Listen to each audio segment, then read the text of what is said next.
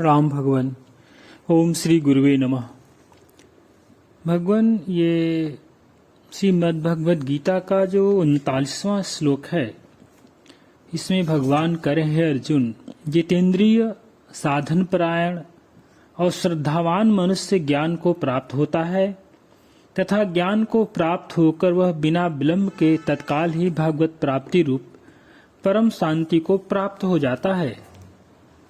आगे भगवान श्री ज्ञानेश्वरी गीता में ज्ञानदेव महाराज जी कह रहे हैं कि जो व्यक्ति आत्म सुख का स्वाद ले लेने के कारण संपूर्ण विषयों को तुच्छ समझता है, जो इंद्रियों के लाड़ चाव में या इंद्रियों के लाड़ चाव नहीं करता, जो किसी की भी इच्छा मन में आने ही नहीं देता, जो प्रकृति से होने वाले कर्मों का कर्तृत्व अपनी तरफ नहीं आने देता, जो हो रहा है कर्म वह प्रकृति में ही हो रहा है ये समझता है, और श्रद्धा की संगति से जो सुखी हो जाता है, निसंदेह निर्दोष और अखंड शांति से भरा पूरा वह ज्ञान, निसंदेह निर्दोष और अखंड शांति से भरा पूरा यह ज्ञान स्वतः उसे तलाशता हुआ उसके पास पहुंचता है, जहां वह ज्ञान हृदय में भली भांति प्रविष्ट हो जाता है और शांति का अंकुर फूटता है। वहां आत्मबोध का स्वतः विस्तार होने लगता है। इतना हो जाने पर वह जिधर ही अपनी दृष्टि घुमाता है, उधर ही उसे एकमात्र शांति ही शांति दिखाई देती है। भगवान श्री उड़िया बाबी जी महाराज कह रहे हैं इस संबंध में कि देखो, श्रद्धावान, तत्पर और संयमी पुरुष ज्ञान प्राप्त कर सकता है तथा ज्ञान प्राप्त करके तत्काल ही शांति प्राप्त कर लेता है। भगवान इसकी व्याख्या इस प्रकार कह रहे हैं कि भगवान श्रद्धा से मिलते हैं, किंतु ऐसा नहीं कि श्रद्धा की अपेक्षा केवल भक्ति में ही हो। ज्ञान प्राप्ति के लिए भी गुरु एवं शास्त्र वाक्यों में श्रद्धा करनी ही पड़ेगी। इस धर्म में श्रद्धा न करने वाले पुरुष मुझे प्राप्त न होकर संसार में पुनः लौट आते हैं। भगवान, प्रश्न एक सुंदर सा है, ज्ञान से शांति प्राप्त होती है, क्या यह ठीक है? कह रहे हैं केवल ज्ञान से पूर्ण शांति प्राप्त नहीं होती, इससे जिज्ञासा के कारण जो अशांति थी वह निवृत्ति हो जाती है। परंतु जीवन में जो अन्य अनेक कारण अशांति के हैं, उनकी निवृत्ति तो नहीं होती। जैसे किसी किसान का बैल खो जाए तो उसके कारण जो अशांति होती है वह तो बैल मिलने पर दूर हो जाएगी, परंतु पुत्र की बीमारी, घर में अन्न की कमी या मुकदमे आदि के कारण होने वाले अशांति तो बनी ही रहेगी। अतः पूर्ण शांति तो ज्ञान से ही नहीं, ज्ञान निष्ठा से ही प्राप्त होगी। बहुत अच्छी भगवान लाइन है ये, इसको पुनः पढ़ रहा हूं। पूर्ण शांति तो ज्ञान से नहीं मिलती है, ज्ञान निष्ठा से ही प्राप्त होती है।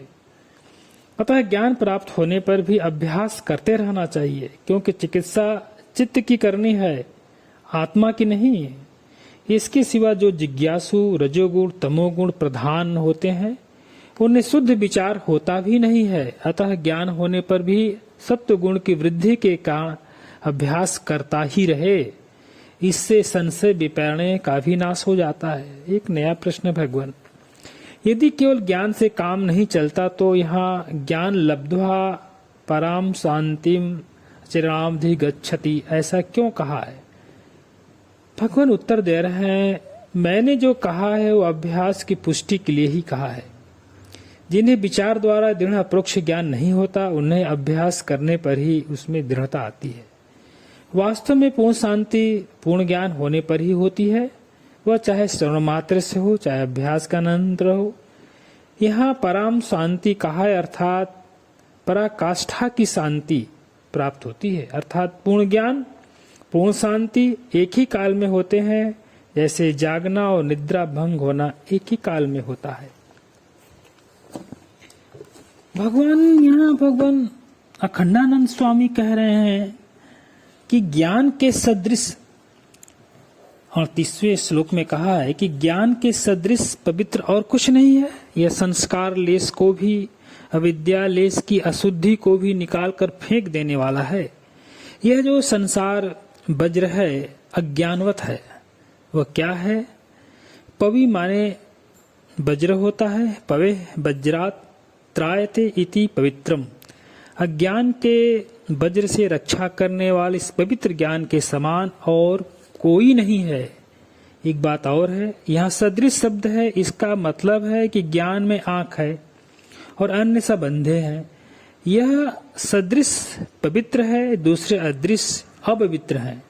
उनमें पवित्रता का दर्शन नहीं होता है, मान्यता होती है। इसमें पवित्रता का दर्शन होता है और अज्ञान का घोर वज्र जो कष्ट देता है वो मिट जाता है। तत् स्वयं योग संसिद्ध, वह आत्मा ज्ञान स्वरूप ही है। योग संसिद्ध माने परम, योग संसिद्ध माने पहले कर्म योग, उपासना योग, अष्टांग योग से जब शुद्ध अंतःकरण हो जाता है तब यह ज्ञान केवल नेति नेति के निषेध से ही प्राप्त हो जाता है। यानी मैं ये नहीं हूं, मैं ये भी नहीं हूं, ये भी नेति नेति करके उसको किसी दूसरे से उधार लेने की जरूरत नहीं होती। अथवा कालेन योग संसिद्ध, जब समय पर योग सिद्ध होता है तब उसको उपलब्धि होती है। पहले बताया था कि ज्ञानी लोग ज्ञान का उपदेश करते हैं, वे बड़े कृपालु होते हैं। जब कोई उनसे कहने लगता है कि हम बड़े दीन हैं, हीन हैं, दुखी हैं, तो कहते कि अरे बाबा, तू तो ब्रह्म है, परम आनंद स्वरूप, तुझे कैसा दुख लेस। उनको तो यही बोलने का अभ्यास है, वे कहते रहते हैं, पर उनकी कही हुई बात लोग पकड़ते नहीं है। इसका अर्थ है कि हृदय में श्रद्धा संपत्ति होनी चाहिए, ये अंतरंग साधन है। और तत्पर संशयित इंद्रिय, यह बहिरंग साधन है। ज्ञानम लब्ध्वा पराम शांतिम माने स्वरूप स्थिति, ब्रह्म निर्वाण स्थिति प्राप्ति होती है। और अचिरेण का अर्थ है ताव देव चिरम यावत विमुक्षसे अथ संपस्ते। छांदोग्य उपनिषद का है। ताव देव चिरम वाली चर्चा यहाँ मत करो। अचिरण यहाँ तो कृष्ण बोलते हैं। यदि इसमें देर वेर नहीं है, तत्काल है। प्रणाम भगवान।